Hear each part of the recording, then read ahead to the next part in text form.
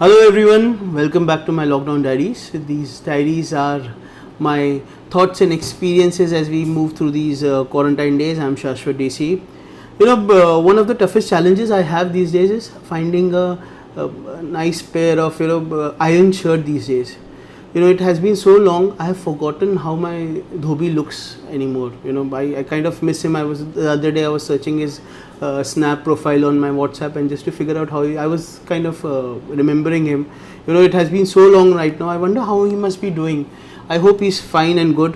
With that, that little side note on my dhobi, let's begin the diary today. Our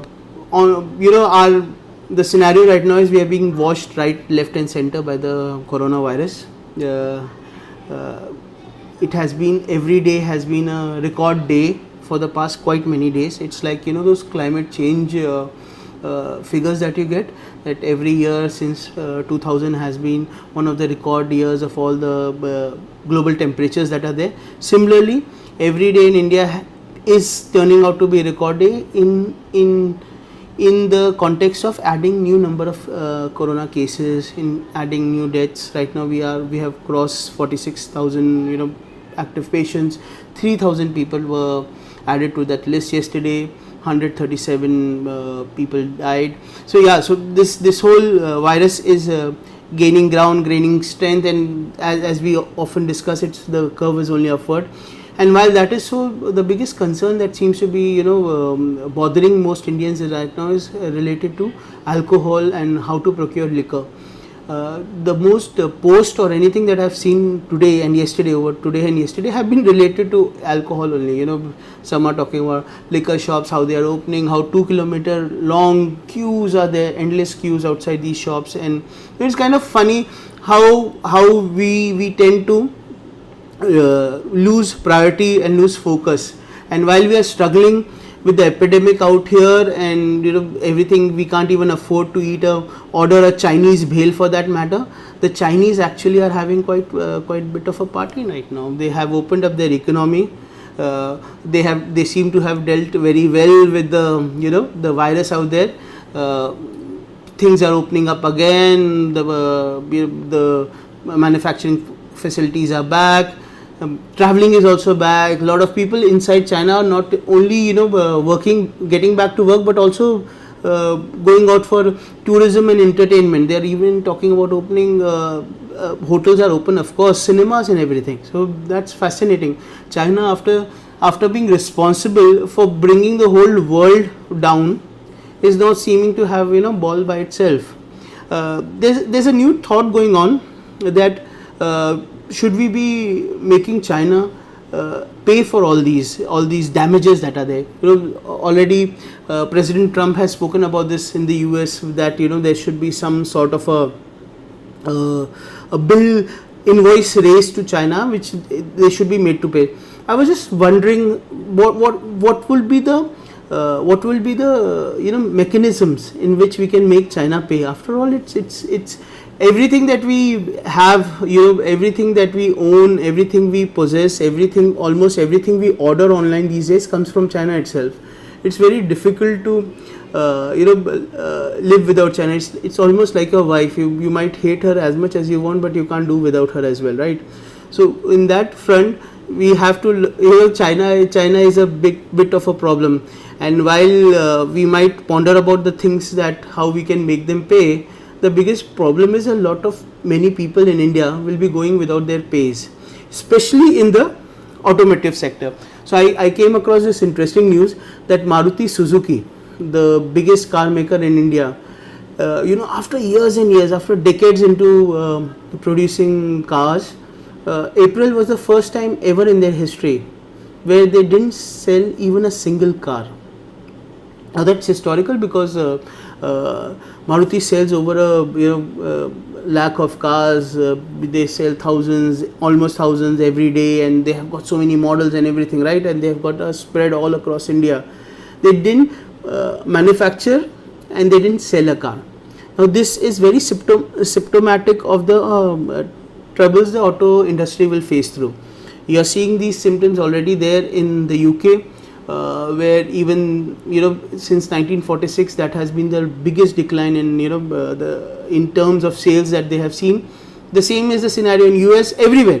The biggest challenge will be the auto industry employs lot many individuals. It's one of the biggest manufacturing facilities. How it's gonna deal with this crisis is one of the most interesting things that we'll face when this lockdown eventually gets over.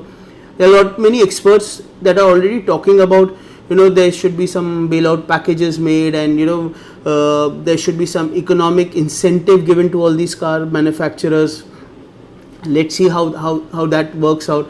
As far as we know, as far as the consumers go, there are so many cars that are just lying there after months of being in the junk. I'm sure you'll get them at great deals.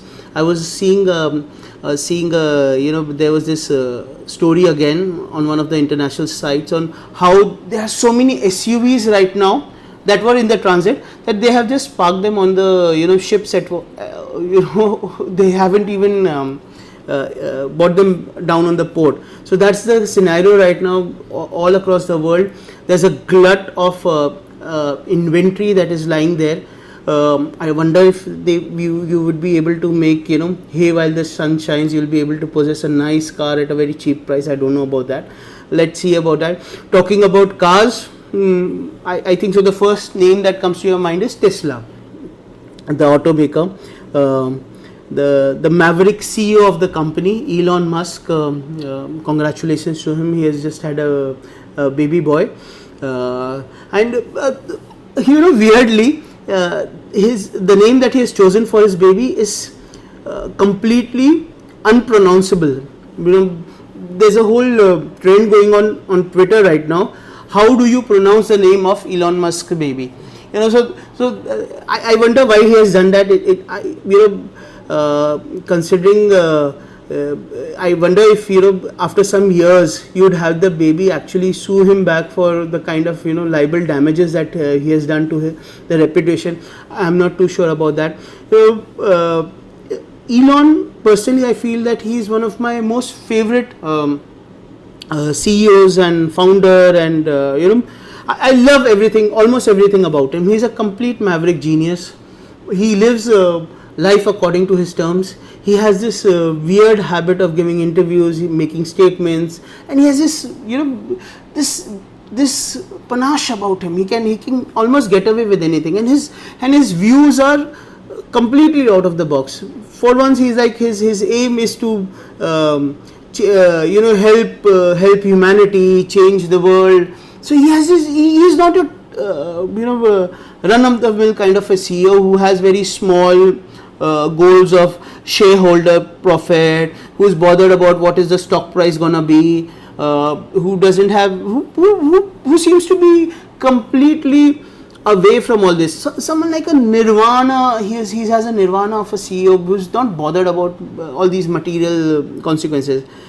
Unfortunately, everything that he does has a material consequence. So one tweet of his, it rubs off hundreds of millions of dollars worth of investor fortune. He tweeted that the Tesla shares might be overpriced. He had some time back, I remember a year or two back, he had tweeted that that he's planning to take the company private, and at that time again there was a whole spurt in that price. And he sees completely. So he has this thing. He'll set up a colony on Mars. He'll take tourists in the space.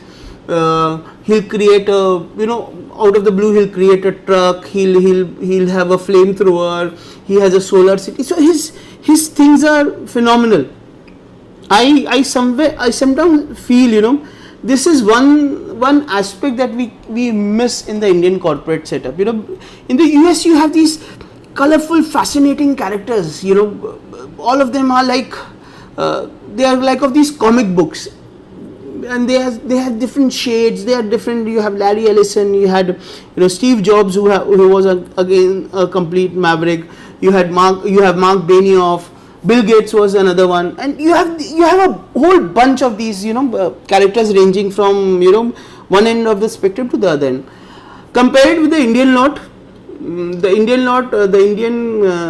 CEOs and Indian businessmen are more like, very nice, staid, Bhishma Pitama kind of characters. They are very nice. They'll speak all the right things. They'll do all the right things. They'll seldom go against the current. They won't speak against the government in power. I guess the only exception that we can have right now to a certain extent is Rahul Bajaj, but besides them, most of them will cohabit. They'll kind of support each other. They'll support everything, whichever the government. They support the government in power. They're not aligned with a particular party, but they're always aligned with a particular, they are aligned with the government in power, not the party per se. Compare it with the US, you have Warren Buffett will speak against the president, and you have these kind of contradictions out there. And so, in that context, if you look at Elon, he's one of the most fascinating people you have. Right now, one of his most interesting things that he has done recently is he has declared that he will not own any material possessions, and he is going to sell off all his homes and everything. In fact, he has listed 2 of his homes on sale right now as a consequence of his thought. And and it's fascinating that when we talk about homes right now, the one name that comes to your mind is the person who owns the richest home in the world, our very own Mr. Ambani. He has the costliest private residence in the world. There's a news item that was there that he is going to forego his salary in view of the epidemic, and lot of Reliance employees, RIL employees are also their pays are being cut and everything, right? There's a graded cut in their pays. Lot of his companies are also talking about attrition in terms of letting go employees and all. But the interesting thing is he has decided that he currently earns, if I'm not wrong, something like $2 million. That's around 12 crores of rupees from his from the IRL companies. Considering that the vast footprint that he has in terms of real estate and thing, I wonder how he'll be able to manage without his pay. Imagine if your pay was not coming for the next month or 2, and we are bothered about something as silly as what will happen to our salaries if there's a 25% cut or a 20% cut. Here Mr. Ambani is dealing with a complete, he is completely sacrificing his salary, and our problems, compare our problems to his. We are bothered about just EMI payment for our cars or homes at max. Here he has to run the costliest residence in the world with 600 employees, over 100 cars. He has couple of jets. Imagine the kind of stress he must be facing at this moment. How to maintain and deal with all these things. Imagine just the insurance renewal fees that he'll have to pay for those 100 cars. How stifling it must be for him. So in these, I really feel, I hope he's able to manage with this enormous sacrifice that he has done, considering that he is a 45% shareholder of RIL, which also makes him one of the richest. He is the richest Indian, one of the richest Asians, and in the top 10-15 list in the world. So for a man of that stature, making such sacrifices can be pretty daunting.